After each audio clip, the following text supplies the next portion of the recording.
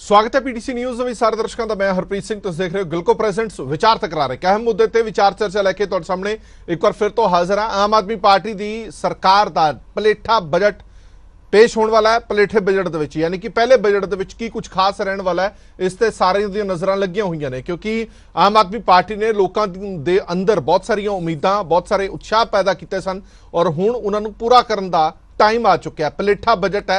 आम आदमी पार्टी एक दो गल्लां साफ कर चुकी है, सरकार एक दो गल्लां साफ कर चुकी है कि कोई नवा टैक्स नहीं लगाया जाएगा, ये बिल्कुल क्लीयर है। और दावा भी किया जा रहा है कि इस बार का जिहड़ा बजट है वो लोकां नूं पुछ के बनाया गया, लोकां ने ही वो बजट बनाया। ये भी दावा किया जा रहा है कि ਵੱਖ-ਵੱਖ वर्गां नाल संबंधित लोकां नूं ये मौका दिता गया कि अपना बजट तुसीं खुद बनाओ ते ये बजट है जिहड़ा लोकां वल्लों खुद बनाया गया। बहुत सारिया चुनौतियां सरकार के सामने जरूर होणगियां क्योंकि जो गारंटियां पूरियां करन दी गल कीती सी आम आदमी पार्टी ने वो गारंटियां पूरियां करन दा वक्त आ चुका है। भावें वो मुफ्त बिजली की गल होवे, हज़ार रुपया खात्यां दे विच पाउण दी गल होवे, बुढ़ापा पेंशन की गल होवे, नौकरियां की गल होवे, बहुत सारे मुद्दे ने जिहड़े सरकार के सामने मूँह अड्ड के खड़े ने। और इस पहले बजट तो लोगों को बड़ियां आसां ते उम्मीदां ने कि यह पहला बजट है जिहड़ा जे उस तरीके दे नाल जे उन्हां आसां ते खरा उतरिया जो आम आदमी पार्टी ने सामने रखियां सी लोकां ते तां ये बहुत बेहतर बजट होवेगा। साडे नाल खास मेहमान जुड़े हुए हैं इस पूरे मुद्दे ते गलबात करने लई। सब तो पहला जाण पछाण मेहमानां दे नाल करा दिंदे हां, फिर उस तो बाद अगे वधदे हां। प्रोफैसर मोहम्मद खालिद साहब सियासी माहर ने साडे नाल जुड़े हुए हैं। DS चावला साहब प्रेजिडेंट ने UCPMA दे, परमजीत सिंह प्रधान ने petrol pump dealer association Punjab दे और डॉक्टर AC वैद मशहूर अर्थशास्त्री ने। बहुत बहुत स्वागत है सारे ही मेहमानों का। 24 जून तो 30 जून तक के बजट सैशन चलेगा तो 27 जून को बजट पेश किया जाएगा और उस तो बाद इस पर चर्चा भी होएगी, बहस भी होएगी। दावा आम आदमी पार्टी वालों किया जा रहा है कि हाले तक जिन्नियां भी सरकारां आईयां ने उन्होंने कदे भी लोगों बारे नहीं सोचा। वार वार हवाला 70 सालां दिता जाता है कि 70 सालों के विच कदे भी लोगों बारे नहीं सोचा गया।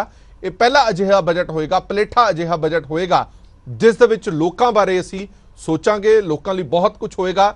विदाउट कोई नवा टैक्स लगाया ये बजट तैयार किया जाएगा।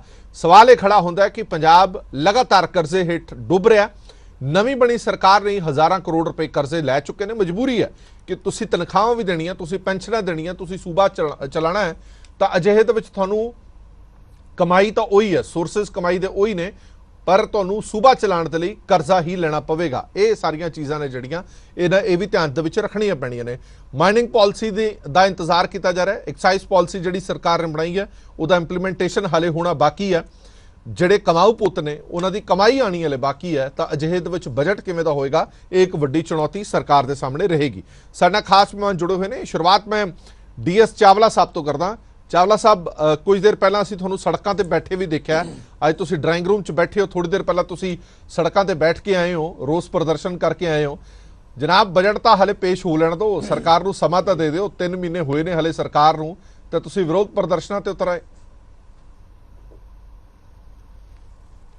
देखो हरप्रीत जी असीं व्यापारी ਅਤੇ ਵੋਟਰ ਹੈਗੇ ਆ ਪੰਜਾਬ ਸਰਕਾਰ ਦੇ, ਭਾਰਤ ਵਰਸ਼ ਦੇ, ਪੰਜਾਬੀਅਤ ਦੇ ਜੀ।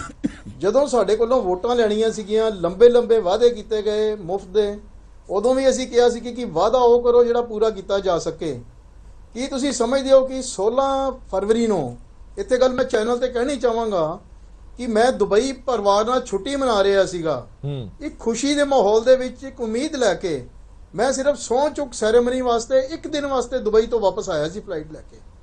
एक दिन दे विच मैं दोबारा वापस दुबई चला गया सीगा इस खुशी का इजहार करते हुए कि पंजाब सरकार व्यापारियों की, उद्योगपतियों की, इंडस्ट्रीज की, घर वाले पंजाबीयत की खैर लैण वाली सरकार आ गई है। हैरानी की गल है कि जो भी फ्री देने का वादा किया मैं उदों भी कहा सी कि सानू फ्री नहीं, सानू लगातार बिजली चाहिए है। अज हैरानी की गल है कि तुसीं कह रहे हो बजट की वेट कर लीए। पंजाब सरकार ने आंदे ही साडे उपर एडा वड्डा तीर चला दिता। 50 साल पुराने इंडस्ट्री दे बिजली दे कनैक्शन जिन्हां वास्ते असीं सिक्योरिटी ACD दे रूप दे विच, सर्विस कनैक्शन चार्जिस, तारां दे पैसे या मीटर लाउण दे पैसे, मीटर दे पैसे भी जमा कराए ने 50 साल पुराने जी। हरप्रीत जी मैं एक छोटा जिहा क्वेश्चन पुछदा कि पंजाब सरकार ने फरमान जारी कर दिता कि जो तुहाडी सिक्योरिटी है वो ते पासे रख दिओ। ਉਹਦੇ ਉੱਪਰ ਸਰਕਾਰ ਨੇ ਇੰਟਰਸਟ ਦੇਣਾ ਸੀ, ਇੰਟਰਸਟ ਨਹੀਂ ਦਿੱਤਾ 50 ਸਾਲ जी। ਨਵਾਂ ਫਰਮਾਨ ਜਾਰੀ ਕਰਤਾ ਕਿ ਜਿੰਨੀ ਬਿਜਲੀ ਦੀ ਖਪਤ ਕਰਦੇ ਹੋ ਉਹਦਾ 1.5 ਗੁਣਾ ਤੁਸੀਂ ਐਡਵਾਂਸ ਜਮ੍ਹਾਂ ਕਰਾ ਦਿਓ। ਉਹ ਭਾਈ ਬਿਜਲੀ ਦੇ ਬਿੱਲ ਦੇਣ ਨੂੰ ਪੈਸੇ ਹੈ ਨਹੀਂ। ਤੁਸੀਂ ਪਿਛਲੀਆਂ ਸਰਕਾਰਾਂ ਨੇ ਤੁਸੀਂ ਵੀ ਫ੍ਰੀ ਕਰਤਾ ਕਿ ਬਿਜਲੀ ਫ੍ਰੀ ਦੇਾਂਗੇ, 5 ਰੁਪਏ ਯੂਨਿਟ ਦੇਾਂਗੇ। ਉਹ ਭਾਈ ਸਾਨੂੰ ਕੋਈ ਫ੍ਰੀ ਨਹੀਂ ਚਾਹੀਦੀ। ਜਿਹੜਾ ਕੰਜ਼ੰਪਸ਼ਨ ਕਰਦੇ ਆ ਤੁਹਾਨੂੰ 50 ਸਾਲ ਤੋਂ ਬਿਜਲੀ ਦੇ ਬਿੱਲ ਦਿੰਦੇ ਆ ਰਹੇ ਆ, ਅੱਜ ਕਿਹੜੀ ਜ਼ਰੂਰਤ ਪੈ ਗਈ ਹੈ ਤੁਸੀਂ 1.5 ਮਹੀਨੇ ਦਾ ਐਡਵਾਂਸ ਮੰਗ ਰਹੇ ਹੋ? ਇਹਦਾ ਮਤਲਬ ਇੰਡਸਟਰੀ ਦੇ ਗਲਾ ਕੱਟ ਕੇ ਪੈਸੇ ਇਕੱਠੇ ਕਰਕੇ ਤੁਸੀਂ ਘਰਾਂ ਨੂੰ ਫ੍ਰੀ ਬਿਜਲੀ ਦੇਣੀ ਆ। ਬਹੁਤ ਵੱਡਾ ਰੋਸ ਹੈ। ਜੇ ਅਸੀਂ ਜ਼ਮੀਨ ਤੇ ਬੈਠ ਕੇ ਧਰਨਾ ਲਗਾ ਸਕਦੇ ਆ, ਵੱਡੀਆਂ ਵੱਡੀਆਂ ਸਰਕਾਰਾਂ ਹਿਲਾ ਕੇ ਦਿਖਾ ਦਿੱਤੀਆਂ। ਚਾਵਲਾ ਸਾਹਿਬ, ਪੰਜਾਬ ਸਰਕਾਰ ਨੂੰ ਮੈਂ ਚਾਵਲਾ ਸਾਹਿਬ, ਸਰਕਾਰ ਨੇ ਕੋਈ ਲੌਜਿਕ ਤਾਂ ਦੱਸਿਆ ਹੋਣਾ, ਪੀਐਸਪੀਸੀਐਲ ਨੇ ਕੋਈ ਲੌਜਿਕ ਤਾਂ ਦੱਸਿਆ ਹੋਣਾ ਕਿ ਤੁਹਾਨੂੰ ਐਡਵਾਂਸ ਪੇ ਕਰਨ ਦੇ ਲਈ ਕਿਉਂ ਕਹਿ ਰਹੇ ਨੇ? ਸਰ ਲੌਜਿਕ ਕੀ ਕਹਿੰਦੇ ਆ ਜੀ? ਅਸੀਂ ਕਾਨੂੰਨ ਬਦਲ ਦਿੱਤਾ ਹੈ। ਉਹ ਭਾਈ ਮੈਂ ਜਦੋਂ ਕਨੈਕਸ਼ਨ ਲਿਆ ਸੀ ਤੁਹਾਡੇ ਕੋਲੋਂ, ਤੁਹਾਡਾ ਮੇਰੇ ਇੱਕ ਐਗਰੀਮੈਂਟ ਹੋਇਆ ਸੀ ਕਿ ਮੈਂ ਤੁਹਾਨੂੰ ਏਸੀਡੀ ਪਰ ਕਿਲੋਵਾਟ ਇਨੀ ਜਮ੍ਹਾਂ ਕਰਾਣੀ ਹੈ, ਅਸੀਂ ਦੇਤੀ। ਠੀਕ ਹੈ। ਪਰ ਕਿਲੋਵਾਟ ਐਸਸੀਸੀ ਸਰਵਿਸ ਕਨੈਕਸ਼ਨ ਚਾਰजेस ਜਮ੍ਹਾਂ ਕਰਾਣੇ ਆ, ਦੇ ਦਿੱਤੇ। ਮੀਟਰ ਦਾ ਤੁਸੀਂ ਸਿਕਿਉਰਿਟੀ ਲਈ ਦੇ ਦਿੱਤੀ। ਉਹ ਭਾਈ 50 ਸਾਲ ਬਾਅਦ ਕਾਨੂੰਨ ਤੁਸੀਂ ਬਦਲਿਆ, ਅਸੀਂ ਤੇ ਨਹੀਂ ਬਦਲਿਆ। ਜਦੋਂ ਦੋ ਧਿਰਾਂ ਦਾ ਕੰਟੈਕਟ ਹੁੰਦਾ, ਜੇ ਕੋਈ ਚੇਂਜ ਕਰਨੀ ਆ ਦੋਨੋਂ ਧਿਰ ਸਾਈਨ ਕਰਦੇ ਨੇ। ਇੱਕ ਨਾਦਰਸ਼ਾਹੀ ਫਰਮਾਨ ਨਹੀਂ ਹੁੰਦਾ ਕਿ ਤੁਸੀਂ ਕਹਿੰਦਾ 1.5 ਮਹੀਨੇ ਸਿਕਿਉਰਿਟੀ ਕਰੋ, ਕੱਲ ਨੂੰ ਤੁਸੀਂ ਕਹੋਗੇ 2 ਮਹੀਨੇ ਦੀ ਸਿਕਿਉਰਿਟੀ ਲੈਣੀ ਆ। ਮੈਂ ਤੇ ਕਹਾਂਗਾ ਅੱਜ ਸੁਪਰੀਮ ਕੋਰਟ ਦੀ ਲੋੜ ਹੈ। ਸੁਮੋ ਮੋਟੋ ਨੋਟਿਸ ਲਵੇ ਸੁਪਰੀਮ ਕੋਰਟ, ਪੰਜਾਬ ਸਰਕਾਰ ਨੂੰ ਕਟਹਿਰੇ 'ਚ ਖੜਾ ਕਰਕੇ ਦਿਖਾ ਦੇਵੇ ਕਿ ਤੁਸੀਂ ਵਿਸ਼ਵਾਸਘਾਤ ਕਿਉਂ ਕਰ ਰਹੇ ਹੋ ਇੰਡਸਟਰੀ ਦੇ ਨਾਲ। ਇੰਡਸਟਰੀ ਨਾਲ ਵਿਸ਼ਵਾਸਘਾਤ ਹੈ। ਕੱਲ ਨੂੰ ਮੈਂ ਚੈਨਲ ਤੇ ਕਹਿਣਾ ਚਾਹਾਂਗਾ, ਕੱਲ ਨੂੰ ਘਰ ਨੂੰ ਕਿਹਾ ਜਾਏਗਾ 2 ਮਹੀਨੇ ਦਾ ਬਿਜਲੀ ਦਾ ਬਿੱਲ ਜਮ੍ਹਾਂ ਕਰਾਓ। ਪੂਰਾ ਪੰਜਾਬ ਇਹਦੇ ਨਾਲ ਲਾਮਬੱਧ ਹੋ ਚੁੱਕਾ ਹੈ। ਇਸ ਜਿਹੜੇ ਨਾਦਰਸ਼ਾਹੀ ਫਰਮਾਨ ਨੂੰ ਵਾਪਸ ਕਰਾ ਕੇ ਰਵਾਂ। ਚਾਵਲਾ ਸਾਹਿਬ ਵਾਪਸ ਆਣਾ, ਮੈਂ ਤੁਹਾਡੇ ਕੋਲ ਵਾਪਸ ਆਣਾ। ਮੇਰੇ ਨਾਲ ਹੋਰ ਵੀ ਖਾਸ ਮਹਿਮਾਨ ਜੁੜੇ ਹੋਏ ਨੇ, ਉਹਨਾਂ ਕੋਲ ਚਲਦੇ ਆ। ਪਰਮਜੀਤ ਸਿੰਘ ਹੋਰਾਂ ਤੋਂ ਇੱਕ ਫਟਾਫਟ ਰਿਐਕਸ਼ਨ ਲੈ ਲੈਂਦੇ ਆ। ਪ੍ਰਧਾਨ ਨੇ petrol pump dealer association Punjab ਦੇ। ਪਰਮਜੀਤ ਸਿੰਘ ਜੀ, ਮੈਂ ਲਗਾਤਾਰ ਵਿਚਾਰ ਚਰਚਾਵਾਂ ਕਰਦਾ ਰਿਹਾ। ਪੈਟਰੋਲ ਡੀਜ਼ਲ ਦੇ ਮੁੱਦੇ ਤੇ ਕਾਫੀ ਚਰਚਾ ਅਸੀਂ ਕਰਦੇ ਰਹੇ ਹਾਂ ਕਿਉਂਕਿ ਇਹ ਹਰ ਆਮ ਖਾਸ ਦੇ ਨਾਲ ਜੁੜਿਆ ਹੋਇਆ ਮੁੱਦਾ ਹੈ। ਜਦੋਂ ਕੇਂਦਰ ਸਰਕਾਰ ਨੇ ਆਪਣੀ ਐਕਸਾਈਜ਼ ਡਿਊਟੀ ਘਟਾਈ ਸੀ ਤਾਂ ਬੜੀ ਆਸ ਸੀਗੀ ਕਿ ਸੂਬਾ ਸਰਕਾਰ ਆਪਣਾ ਵੈਟ ਘਟਾਏਗੀ ਤਾਂ ਰਾਹਤ ਦੇਗੀ, ਪਰ ਅਜਿਹਾ ਨਹੀਂ ਹੋ ਪਾਇਆ। ਸਰਕਾਰ ਕਹਿੰਦੀ ਕਿ ਸਾਡੇ ਹੱਥ ਪੱਲੇ ਕੁਝ ਹੈ ਨਹੀਂ, ਸਾਰਾ ਟੈਕਸ ਸੈਂਟਰ ਗਵਰਨਮੈਂਟ ਲੈ ਜਾਂਦੀ ਹੈ, ਸਾਡੇ ਤਾਂ ਦੋ ਹੀ ਕਮਾਊ ਪੁੱਤ ਨੇ, ਜਾਂ ਤਾਂ ਐਕਸਾਈਜ਼ ਹੈ ਜਾਂ ਫਿਰ ਪੈਟਰੋਲ ਡੀਜ਼ਲ ਹੈਗਾ, ਤਾਂ ਇਹਦੇ ਵਿੱਚੋਂ ਅਸੀਂ ਕਟੌਤੀ ਨਹੀਂ ਕਰ ਸਕਦੇ। ਇਸ ਬਜਟ ਤੋਂ ਤੁਹਾਨੂੰ ਕਿੰਨੀਆਂ ਕੁ ਆਸਾਂ ਨੇ? ਕਿਉਂਕਿ ਤੁਸੀਂ ਲਗਾਤਾਰ, ਤੁਹਾਡੇ ਨੁਮਾਇੰਦੇ ਲਗਾਤਾਰ ਇਹ ਡਿਮਾਂਡ ਕਰਦੇ ਆਏ ਨੇ ਕਿ ਵੈਟ ਘਟਾਇਆ ਜਾਵੇ ਤਾਂ ਜੋ ਨੇਬਰ ਜਿਹੜੇ ਹੈਗੇ ਨੇ ਸੂਬੇ, ਉਹਨਾਂ ਦੇ ਨਾਲ ਕੰਪੈਰੀਜ਼ਨ ਕੀਤਾ ਜਾ ਸਕੇ।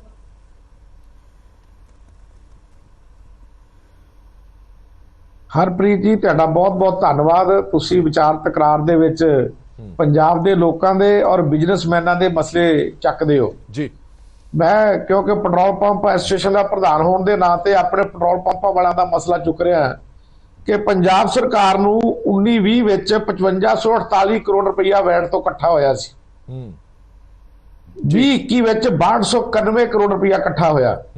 ਔਰ ਜਦੋਂ ਚੰਨੀ ਸਰਕਾਰ ਨੇ 10 ਰੁਪਏ ਪੈਟਰੋਲ ਔਰ 5 ਰੁਪਏ ਡੀਜ਼ਲ ਘਟਾ ਦਿੱਤਾ ਵੈਟ ਤੋਂ, ਔਰ ਫਿਰ ਵੀ ਸਾਨੂੰ 21-22 ਵਿੱਚ 7890 ਕਰੋੜ ਰੁਪਈਆ ਵੈਟ ਇਕੱਠਾ ਹੋਇਆ।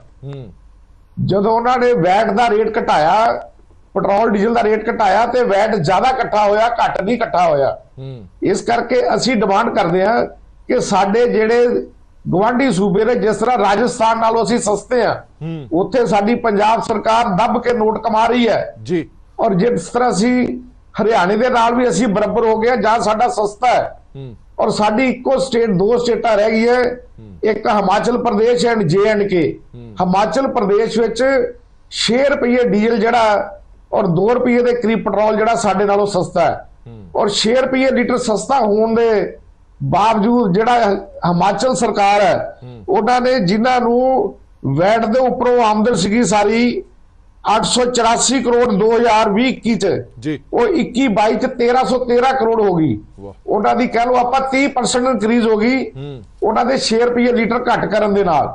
ਔਰ ਜੇਕਰ ਸਾਡੀ ਪੰਜਾਬ ਸਰਕਾਰ ਇਹ ਤਿੰਨਾਂ ਸਟੇਟਾਂ ਦੇ, ਜਿਸ ਤਰ੍ਹਾਂ ਕਹਿੰਦੇ ਨੇ ਕਿ ਚੰਡੀਗੜ੍ਹ ਹੈ, ਚੰਡੀਗੜ੍ਹ ਦੇ ਵੀ ਅਮੀਰ ਲੋਕ ਰਹਿੰਦੇ ਨੇ, ਉਹਨਾਂ ਨੂੰ ਰੇਟ ਘੱਟ ਦੇਣ ਦੀ ਲੋੜ ਨਹੀਂ, ਉੱਥੇ ਰੇਟ ਵੱਧ ਕਰਨਾ ਚਾਹੀਦਾ ਹੈ।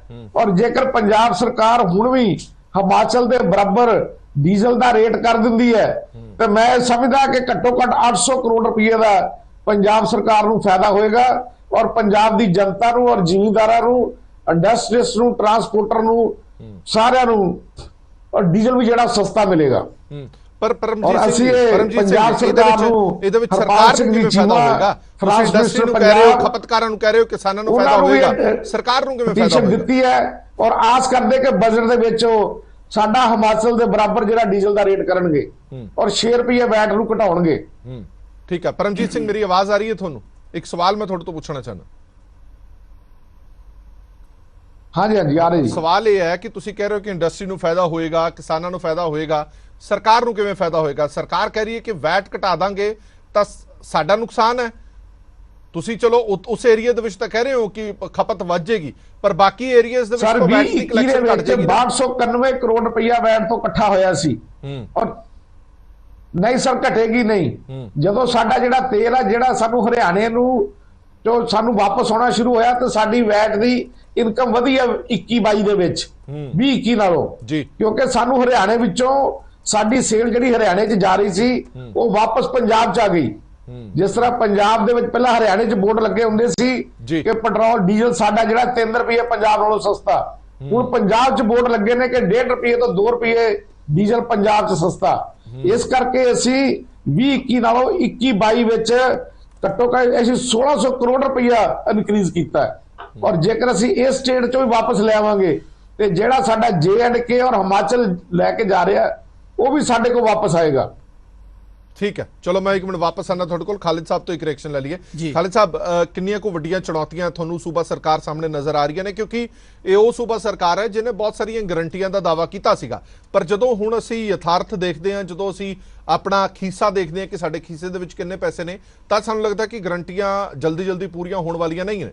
ਕਿੰਨਾ ਕੁ ਚੁਣੌਤੀਆਂ ਤੁਹਾਨੂੰ ਲੱਗਦਾ ਸਰਕਾਰ ਦੇ ਸਾਹਮਣੇ ਨੇ ਤੇ ਕਿੰਨੀਆਂ ਕੁ ਆਸਾਂ ਪੰਜਾਬ ਦੇ ਲੋਕਾਂ ਨੂੰ ਰੱਖਣੀਆਂ ਚਾਹੀਦੀਆਂ ਨੇ? ਦੇਖੋ, ਸਰਕਾਰ ਨੇ ਤਾਂ ਇਹ ਕਿਹਾ ਅਸੀਂ ਬੈਲੈਂਸਡ ਬਜਟ ਦੇਵਾਂਗੇ, ਹੋਲਿਸਟਿਕ ਹੋਏਗਾ, ਜਿਹਦੇ ਵਿੱਚ ਇੰਡਸਟਰੀ ਦਾ ਵੀ ਧਿਆਨ ਰੱਖਾਂਗੇ, ਐਗਰੀਕਲਚਰ ਦਾ ਵੀ ਧਿਆਨ ਰੱਖਾਂਗੇ। ਲੇਕਿਨ ਸਾਨੂੰ ਇਹ ਵੀ ਦੇਖਣਾ ਚਾਹੀਦਾ ਹੈ ਕਿ ਸਾਡਾ ਜਿਹੜਾ ਫਿਸਕਲ ਡੈਫਿਸਿਟ ਹੈ ਉਹ ਆਲਰੇਡੀ 16 ਤੋਂ 18,000 ਕਰੋੜ ਹੈ। ਜਿਹੜੀਆਂ ਚੁਣੌਤੀਆਂ ਤੁਸੀਂ ਗੱਲ ਕਰ ਰਹੇ ਹੋ, ਸਭ ਤੋਂ ਵੱਡੀ ਚੁਣੌਤੀ ਹੈਗੀ ਹੈ ਜਿਹੜੇ ਤੁਹਾਡੇ ਪਰ ਕਰਜ਼ਾ ਹੈ ਤੇ ਕਰਜ਼ੇ ਦੀ ਅਦਾਇਗੀ ਤੇ ਉਹਦਾ ਇੰਟਰਸਟ ਜਿਹੜਾ ਹੈਗਾ, ਜਿਹੜਾ ਕਿ ਕੋਈ ਕਹਿੰਦਾ 28%, ਕੋਈ ਕਹਿੰਦਾ 30%, ਅਲੱਗ-ਅਲੱਗ ਫਿਗਰਸ ਹੈਗੀਆਂ। ਜਿਹੜਾ ਕਿ ਤੁਸੀਂ ਡੈਟ ਸਰਵਿਸਿਜ਼ ਦੇ ਉੱਪਰ ਤੁਹਾਡਾ ਜਿਹੜਾ ਰੈਵਨਿਊ ਇਕੱਠਾ ਹੁੰਦਾ ਉਹਦੇ ਵਿੱਚੋਂ 28 ਤੋਂ 30% ਜੇ ਤੁਸੀਂ ਕਰਜ਼ੇ ਦੀ ਅਦਾਇਗੀ ਤੇ ਉਹਦਾ ਇੰਟਰਸਟ ਦੇ ਰਹੇ ਹੋ, ਇਹ ਬਹੁਤ ਵੱਡਾ ਚੈਲੰਜ ਹੈ, ਸਭ ਤੋਂ ਵੱਡਾ। ਉਸ ਤੋਂ ਬਾਅਦ ਤੁਹਾਡੀ ਕਮਿਟਡ ਲਾਇਬਿਲਿਟੀ ਹੈ, ਉਹਦੇ ਵਿੱਚ ਆ ਜਾਂਦੀਆਂ ਤੁਹਾਡੀਆਂ ਪੈਨਸ਼ਨਾਂ, ਤੁਹਾਡੀ ਸੈਲਰੀ, ਤੇ ਉਹ ਜਿਹੜੀਆਂ ਚੀਜ਼ਾਂ ਤੋਂ ਤੁਸੀਂ ਭੱਜ ਨਹੀਂ ਸਕਦੇ।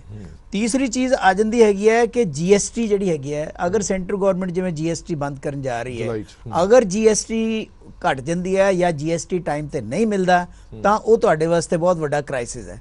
ਉਸ ਤੋਂ ਬਾਅਦ ਤੁਹਾਡੀਆਂ ਜਿਹੜੀਆਂ ਪਪੂਲਰ ਤੁਸੀਂ ਵਾਅਦੇ ਕੀਤੇ, ਉਹ ਵਾਅਦੇ ਦੇ ਵਿੱਚ ਅਗਰ ਤੁਸੀਂ 1000 ਰੁਪਇਆ ਕਹਿੰਦੇ ਹੋ, 1000 ਰੁਪਇਆ ਹਰ ਬੀਬੀ ਨੂੰ ਦਿੱਤਾ ਜਾਏਗਾ ਹਰ ਮਹੀਨੇ, ਤਾਂ ਟੋਟਲ ਜੇ ਮੈਂ ਦੇਖ ਰਿਹਾ ਸੀਗਾ ਕਿ ਤੁਹਾਡੇ 2 ਕਰੋੜ ਵੋਟਰ ਹੈ, ਇਹਦਾ ਮਤਲਬ ਹੈ ਗ੍ਰੋਸਲੀ 1 ਕਰੋੜ ਅਗਰ ਉਹਦੇ ਚ ਵਿਮਨ ਹੈਗੀਆਂ ਔਰ ਤੁਸੀਂ 1000 ਰੁਪਇਆ ਹਰ ਮਹੀਨੇ ਦਿੰਦੇ ਹੋ ਹਰ ਵਿਮਨ ਨੂੰ, ਤਾਂ ਟੋਟਲ 12000 ਕਰੋੜ ਰੁਪਇਆ 1 ਸਾਲ ਦਾ ਹੋ ਗਿਆ ਔਰ 50 ਸਾਲਾਂ ਦੇ ਵਿੱਚ 60000 ਕਰੋੜ ਰੁਪਇਆ ਹੋ ਗਿਆ। ਤੁਸੀਂ ਕਿੱਥੋਂ ਦਿਓਗੇ?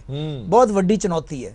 ਉਸ ਤੋਂ ਬਾਅਦ ਹੈਗੀ ਹੈ ਤੁਹਾਡਾ ਕੈਪੀਟਲ ਐਕਸਪੈਂਡੀਚਰ। ਕੈਪੀਟਲ ਐਕਸਪੈਂਡੀਚਰ ਹੁੰਦਾ ਹੈ ਜਿਵੇਂ ਕਿ ਤੁਹਾਡੇ ਇਨਫਰਾਸਟ੍ਰਕਚਰ ਹੈ ਜਿਹਦੇ ਵਿੱਚੋਂ ਤੁਸੀਂ ਫਰਦਰ ਉਹ ਬਣਾ ਸਕਦੇ ਹੋ। ਕੈਪੀਟਲ ਐਕਸਪੈਂਡੀਚਰ ਤੁਹਾਡਾ ਜਿਹੜਾ ਹੈਗਾ 3% ਤੇ ਖੜਾ ਹੈ ਜਾਂ 2% ਤੇ ਖੜਾ ਹੈ, ਤੁਸੀਂ ਤੁਹਾਡੇ ਸਾਹਮਣੇ ਚੈਲੰਜ ਹੀ ਚੈਲੰਜ ਹੈ। ਫਿਰ ਤੁਸੀਂ ਦੇਖਣਾ ਹੈ ਕਿ ਕਿਆ ਤੁਸੀਂ ਇੰਡਸਟਰੀ ਨੂੰ ਕਿੰਨਾ, ਆਪਣੇ ਹੈਲਥ ਨੂੰ ਕਿੰਨਾ ਐਲੋਕੇਟ ਕਰਦੇ ਹੋ, ਐਜੂਕੇਸ਼ਨ ਨੂੰ ਕਿੰਨਾ ਐਲੋਕੇਟ ਕਰਦੇ ਹੋ, ਸੜਕਾਂ ਨੂੰ ਕਿੰਨਾ ਐਲੋਕੇਟ ਕਰਦੇ ਹੋ। ਉਹ ਸਾਰੀਆਂ ਜਿਹੜੀਆਂ ਹੈਗੀਆਂ ਚੁਣੌਤੀਆਂ ਉਸ ਤੇ ਅੱਗੇ ਖੜੀਆਂ। ਮੈਂ ਤੁਹਾਨੂੰ ਇੱਕ ਕਲਾਸ ਦੇ ਵਿੱਚ ਗੱਲ ਕਰ ਰਿਹਾ ਜੀ, ਇਹ ਸਾਰਿਆਂ ਨੂੰ ਆਪਾਂ ਨੂੰ ਸੋਚਣਾ ਚਾਹੀਦਾ, ਪੋਲੀਟੀਕਲ ਪਾਰਟੀਆਂ ਨੂੰ ਵੀ, ਕਿ ਅਸੀਂ ਪਰ ਕੈਪੀਟਾ ਇਨਕਮ ਦੇ ਵਿੱਚ ਨੰਬਰ 1 ਹੁੰਦੇ ਸੀਗੇ, ਅੱਜ 19ਵੇਂ ਨੰਬਰ ਤੇ ਖੜੇ ਹਾਂ। ਬਿਲਕੁਲ। ਸਾਡਾ ਜਿਹੜਾ ਸਟੇਟ GDP ਹੈ ਉਹ 16ਵੇਂ ਨੰਬਰ ਤੇ ਖੜਾ, ਜਿਹੜਾ ਮੇਜਰ ਸਟੇਟਸ ਹੈ ਉਹ ਸਾਨੂੰ। ਅੱਛਾ, ਅਸੀਂ ਇਹ ਨਹੀਂ ਦੇਖ ਰਹੇ ਵੀ ਇਹ ਕਹਿੰਦੇ ਜੀ ਰੈਵਨਿਊ ਵਧਾਵਾਂਗੇ, ਅਸੀਂ ਖਰਚੇ ਘਟਾਵਾਂਗੇ। ਰੈਵਨਿਊ ਜਿਹੜਾ ਹੈਗਾ ਕਿੱਥੋਂ ਲਿਆਓਗੇ ਤੁਸੀਂ? ਤੁਹਾਡੇ ਕੋਲ ਦੇਖੋ ਰੈਵਨਿਊ ਦੇ ਬੜੇ ਘੱਟ ਸੋਰਸਿਸ ਹਨ ਸਟੇਟ ਗਵਰਨਮੈਂਟਸ ਕੋਲ। ਤੁਹਾਡੇ ਕੋਲ ਵੈਟ ਹੈ, ਤੁਹਾਡੇ ਕੋਲ ਐਕਸਾਈਜ਼ ਹੈ, ਤੁਹਾਡੇ ਕੋਲ ਲੋਕਲ ਟੈਕਸਿਸ ਹੈ, ਇਸ ਤੋਂ ਇਲਾਵਾ ਤਾਂ ਹੈ ਨਹੀਂ। ਬਾਕੀ GST ਹੈ, GST ਜਿਹੜਾ ਹੈਗਾ ਉਹਦਾ ਜੋ ਹਾਲ ਹੈ, ਉਹ ਸੈਂਟਰ ਗਵਰਨਮੈਂਟ ਕਹਿੰਦੇ ਜੀ GST ਤਾਂ ਸਾਡੇ ਕੋਲ ਹੈ ਨਹੀਂ, ਤੁਸੀਂ ਉਧਾਰ ਲੈ ਲਵੋ ਬੈਂਕਾਂ ਤੋਂ। ਤਾਂ ਉਹ ਸਿਚੁਏਸ਼ਨ ਦੇ ਵਿੱਚ ਪਲੇਇੰਗ ਵਾਸਤੇ ਬਹੁਤ ਘੱਟ ਫੀਲਡ ਹੈ, ਕੋਈ ਮਰਜ਼ੀ ਸਰਕਾਰ ਹੋਵੇ। ਔਰ ਅਗਰ ਕੋਈ ਸਰਕਾਰ ਜਿਵੇਂ ਕਿ ਕਿਹਾ ਗਿਆ ਇੰਨੇ ਵਾਅਦੇ ਕਰਦੀ ਹੈ ਜਿਹਨੂੰ ਪੂਰੇ ਨਹੀਂ ਕਰ ਸਕਦੀ, ਤਾਂ ਡੈਫੀਨਿਟਲੀ ਲੋਕ ਜਿਹੜੇ ਹੈਗੇ ਉਹ ਚੀਕਾਂ ਮਾਰਨਗੇ, ਭਾਈ ਸਾਹਿਬ ਤੁਸੀਂ ਕੈਂਪੇਨਿੰਗ ਦੇ ਵਿੱਚ ਇਹ ਗੱਲ ਤੁਹਾਨੂੰ ਲੱਗਦਾ ਕਿ ਜੇ ਵਾਅਦੇ ਕਰਨ ਤੋਂ ਪਹਿਲਾਂ ਸੋਚਣਾ ਜ਼ਰੂਰ ਚਾਹੀਦਾ ਸੀਗਾ? ਬਿਲਕੁਲ ਬਿਲਕੁਲ। ਹਰ ਪੋਲੀਟੀਕਲ ਖਾਲੀ ਸਾਹਿਬ, ਮੈਂ ਇੱਕ ਪੋਲੀਟੀਕਲ ਰਿਐਕਸ਼ਨ ਵੀ ਤੁਹਾਡੇ ਤੋਂ ਲੈ ਲੈਣਾ। ਜੀ। ਅਰਵਿੰਦ ਕੇਜਰੀਵਾਲ ਹੋਰਾਂ ਦੀ ਉਹ ਮੈਂ ਇੰਟਰਵਿਊ ਵੀ ਦੇਖੀ ਜਿਹਦੇ ਵਿੱਚ ਉਹਨਾਂ ਨੇ ਕਿਹਾ ਕਿ ਅਸੀਂ ਸਾਰਾ ਹਿਸਾਬ ਕਿਤਾਬ ਲਗਾਇਆ ਹੋਇਆ, 50,000 ਕਰੋੜ ਰੁਪਇਆ ਇੱਥੇ ਪਿਆ, 55,000 ਕਰੋੜ ਇੱਥੇ ਪਿਆ, 68,000 ਕਰੋੜ ਰੁਪਇਆ ਇੱਥੇ ਪਿਆ, ਅਸੀਂ ਤਾਂ ਸਾਰਾ ਹਿਸਾਬ ਕਿਤਾਬ ਲਾਇਆ ਹੋਇਆ, ਆਂਦੇ ਹੀ ਇਹ ਸਾਰਾ ਕੁਝ ਹੋ ਜਾਏਗਾ। ਫਿਰ ਉਹ ਹਵਾਈ ਗੱਲਾਂ ਸੀ। ਦੇਖੋ ਜੀ, ਜੇ ਹਿਸਾਬ ਕਿਤਾਬ ਲਾਇਆ ਹੋਇਆ ਹੁਣ ਤੱਕ ਜ਼ਮੀਨ ਤੇ ਕਿਤੇ ਨਜ਼ਰ ਆਉਣ ਲੱਗਦਾ। ਹੁਣ ਜਿਹੜੇ ਲੀਡਰ ਹੈ ਉਹ ਇਹ ਕਹਿਣ ਲੱਗ ਗਏ ਹੈ ਕਿ ਪੈਸੇ ਤਾਂ ਹੈ ਨਹੀਂ ਜੀ, ਅਸੀਂ 1000 ਰੁਪਏ ਮਹੀਨਾ ਜਿਹੜਾ ਹੈਗਾ ਦੇਣ ਲੱਗਾਂਗੇ ਜਦ ਪੈਸੇ ਆਉਣਗੇ। ਅਗਰ ਇਹ ਸਿਚੁਏਸ਼ਨ ਹੈਗੀ ਹੈ, ਇਹਦਾ ਮਤਲਬ ਹੈ ਤੁਸੀਂ ਲੋਕਾਂ ਨੂੰ ਠੱਗਿਆ ਇਲੈਕਸ਼ਨ ਦੇ ਵਿੱਚ, ਅਗਰ ਤੁਸੀਂ ਉਹ ਵਾਅਦੇ ਪੂਰੇ ਨਹੀਂ ਕਰ ਸਕਦੇ। ਬਿਲਕੁਲ ਠੀਕ ਹੈ। ਇਹੀ ਚੀਜ਼ ਕਰਜ਼ਿਆਂ ਦੀ ਮਾਫੀ ਦੀ ਗੱਲ ਪਿਛਲੇ 5 ਸਾਲ ਚੱਲਦੀ ਰਹੀ ਹੈ, ਪਿਛਲੇ 5 ਸਾਲ ਚੱਲਦੀ ਰਹੀ ਹੈ, ਨਹੀਂ ਪੂਰਾ ਹੋ ਸਕਿਆ। ਕਿਉਂ ਤੁਸੀਂ ਇਹੋ ਜਿਹੇ ਵਾਅਦੇ ਕਰਦੇ ਹੋ ਜਿਹੜੇ ਤੁਹਾਨੂੰ ਆਪ ਪਤਾ ਹੈ ਸਾਡੀ ਫਾਈਨੈਂਸ਼ੀਅਲ ਹਾਲਤ ਕੀ ਹੈ। ਹਾਂ ਠੀਕ ਹੈ। ਡਾਕਟਰ ਏਸੀ ਵੈਦ ਸਾਹਿਬ ਵੀ ਸਾਡੇ ਨਾਲ ਜੁੜੇ ਹੋਏ ਨੇ। ਵੈਦ ਸਾਹਿਬ, ਪੰਜਾਬ ਦੀ ਆਰਥਿਕ ਦਸ਼ਾ ਨੂੰ ਚੰਗੀ ਤਰ੍ਹਾਂ ਸਮਝਦੇ ਨੇ। ਵੈਦ ਸਾਹਿਬ, ਕੀ ਲੱਗਦਾ ਹੈ ਤੁਹਾਨੂੰ ਇਹ ਬਜਟ ਹੈ ਜਿਹੜਾ, ਇਹ ਬਜਟ ਲੋਕਾਂ ਨੂੰ ਖੁਸ਼ ਕਰਨ ਵਾਲਾ ਹੋਊਗਾ ਜਾਂ ਤੁਹਾਨੂੰ ਲੱਗਦਾ ਹੈ ਲੋਕਾਂ ਨੂੰ ਨਿਰਾਸ਼ ਕਰਨ ਵਾਲਾ ਹੋਏਗਾ, ਜਾਂ ਬੈਲੈਂਸ ਜਿਹਾ ਬਜਟ ਹੋਏਗਾ, ਨਾ ਕੁਝ ਦੇਣਾ ਤੇ ਨਾ ਕੁਝ ਲੈਣਾ?